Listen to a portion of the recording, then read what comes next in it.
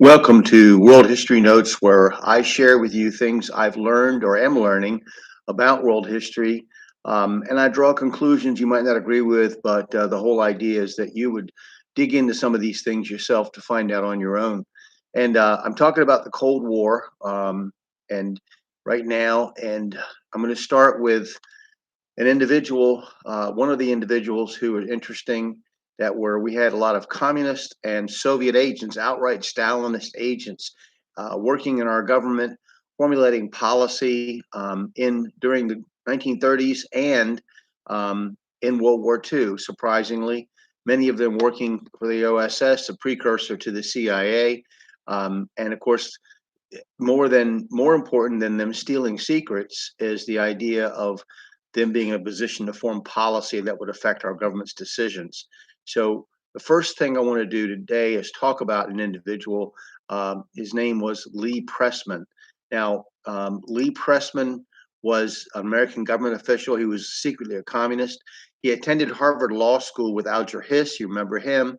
And they joined the International Judicial Association, which was followed the Communist Party line. He worked in several positions of influence in the 30s in the U.S. government, and he was in the 1930s. He was a member of the WARE group, a group of American citizens that were working in the U.S. government that were considered Marxist ideologies the solution to the Great Depression. And that's understandable. I mean, you're going to have people that are looking for answers to serious issues we have. Somebody looking to Marxism or some other ideology as a solution, that you could picture that. But he was also working for Soviet intelligence, which is treason. So, as communists, Pressman and other members of the group, they pledged to the violent overthrow of the U.S. government. And in 1950, Lee Pressman admitted to having been a secret member of the Communist Party and an ideological ally afterwards. He was responsible for getting Alger Hiss an appointment to the Nye Committee, which was the special committee investigating the munitions industry. So anyway, that's Lee Pressman. That's somebody you can look up if you want to see if my information is accurate. And so now we're going to talk about, you may have heard, I hope you've heard of it, the term Iron Curtain for the Soviet bloc of nations. And what what uh, what happened was, uh, 1 month after Stalin's speech that supposedly set off the Cold War or defined the Cold War, though there were many things I've pointed out that happened before that showed this was coming up or this was actually in progress. But Stalin's speech is typically considered to be the opening salvo of the Cold War. And then we had the long telegram we talked about. And in March 1946, 1 month after Stalin's speech at Fulton, Missouri, ex-British Prime Minister Winston Churchill presented his views on the East-West conflict. And I got this from internet sources. Churchill coined the term Iron Curtain in his speech and outlined a global alliance between Europe and the United States. And then, so I'm going to read some of this speech now. So he's at Westminster College in Fulton, Missouri. He's at the Green Lecturer. His speech is called "The Sinews of Peace," and it went down in history as the Iron Curtain speech. So let me read a little bit from that. I'm not going to read the whole thing just because it's too long, and it really wouldn't apply to what we were talking about. So I'm going to read what this famous words of Winston Churchill.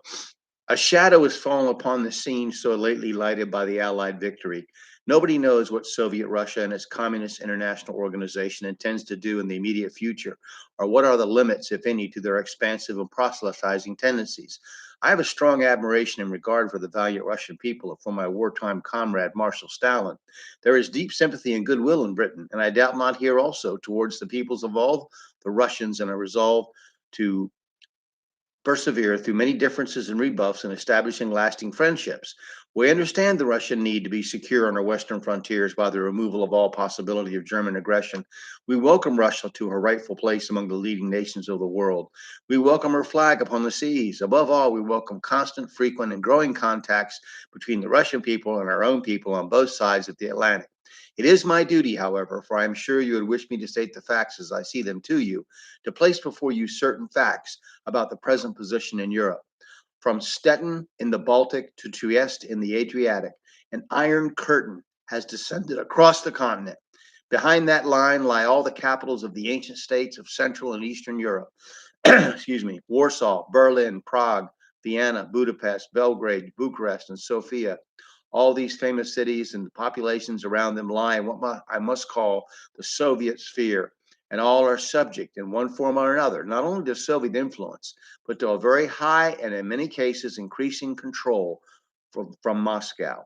Athens alone, Greece with its immortal glories, is free to decide its future at election under British, American, and French observation.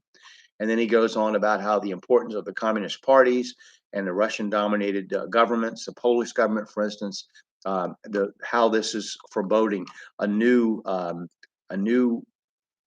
world is being set up. Oppose one and on the one side, definitely authoritarian and totalitarianism, and on the other side, you know, hopefully freedom, but not quite. So in front of the Iron Curtain, he goes on to say, which lies across Europe are other causes for anxiety. So on our side, you have communist parties in Italy and Yugoslavia, of all kinds of things happening. And then also in Manchuria, the Chinese communist, the Chinese Civil War hadn't been completed yet. So there was still hope there that it wouldn't go communist. So you have to understand, communism, which came from the French Revolution in that era. There's always been communists, and I explained that, but people of communist philosophy. But the French Revolution put it in a political, gave it a political perspective. So it's something tangible. And the idea was, the ultimate goal is abolition of private property and traditional marriage and things like that. And whatever your ideological bent, you may think that's wonderful. That's a great thing. Everybody being completely free. But how communism has to be expressed in the world, and it is every place it goes, it winds up being totalitarian, authoritarian, and a very fascist in method manner of governance. And it is a very dangerous thing that we must always be opposed to. And I've shown you how, tried to show you how so many people in our government who formed policy during that period of the greatest generation were communist. So let's stop here. We're going to go on next time and continue this. I want to talk to you a little bit about Operation Keelhaul, some other things that are blights and shame for our side fighting against communism, and how our own government betrayed, and many times betrayed, the ideals that we express, which is no surprise because we've always done that. America's been a work in progress, and we definitely have made some mistakes and committed some sins, and they need to be exposed. We need to talk about who we're fighting and be honest about who what they believed and what we believed, and we all fall short. But this is a very interesting era, and it plays a lot on what's happening right now, as I try to explain. Thank you very much for listening.